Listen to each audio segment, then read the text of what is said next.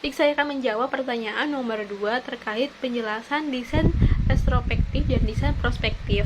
Nah, untuk yang pertama yaitu desain retrospektif, di mana desain ini mengamati apa yang telah terjadi di masa lalu.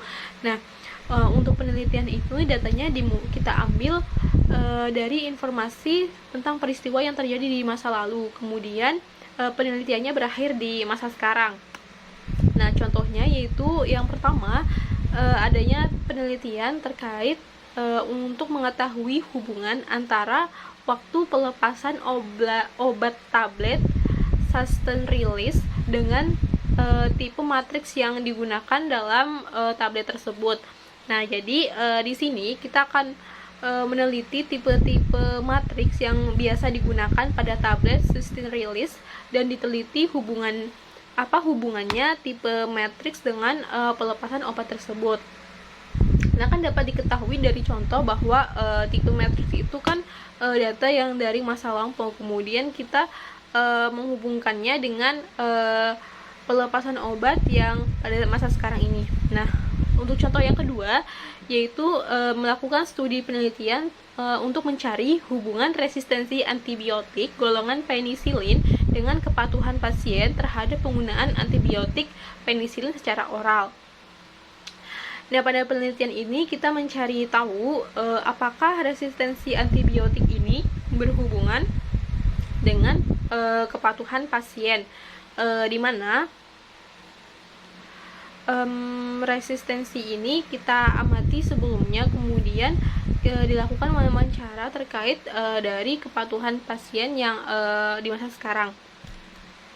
Nah, untuk yang kedua yaitu desain prospektif, di mana desain ini dimulai penelitiannya pada masa sekarang dan penelitian tersebut akan berkembang ke masa depan. Jadi data-data dari subjek itu hasilnya itu terletak di masa depan.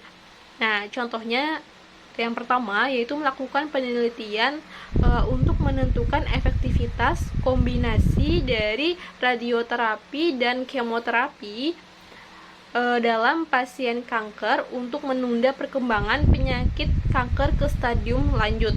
Nah, di mana data ini dikumpulkan dari pasien-pasien kanker pada stadium awal yaitu stadium 1 dan 2 yang menggunakan terapi kombinasi antara radioterapi dan kemoterapi sebagai penanganan kanker. Nah, kemudian kita teliti efektivitasnya dalam menunda perkembangan kanker ke stadium lanjut. Jadi kita melihat perkembangan kanker untuk kedepannya, apakah terapi yang kombinasi tersebut itu mampu menunda lebih lama untuk kanker tersebut dari stadium awal ke stadium lanjut. Nah, untuk contoh yang kedua yaitu melakukan studi kasus untuk mengetahui pengaruh penundaan waktu pengobatan terhadap hasil pengobatan dari pasien tuberkulosis yang mengalami TBC. Nah, di mana data tersebut itu kita kelompokkan dari kelompok pasien tuberkulosis yang dimana itu jika pasien tidak menunda itu kita nyatakan tidak menunda jika dalam kurun waktu 30 hari setelah dinyatakan TB langsung dilakukan pengobatan. Namun untuk kelompok yang menunda pengobatan itu jika dalam kurun waktu lebih dari 30 hari setelah dinyatakan TB baru dilakukan pengobatan. Nah, kemudian data itu akan diambil dari awal pengobatan sampai pengobatan dari pasien tersebut itu selesai, sehingga dapat diperoleh hasil apakah jika pasien TB menunda pengobatan TB itu dapat mempengaruhi pengobatan TB-nya.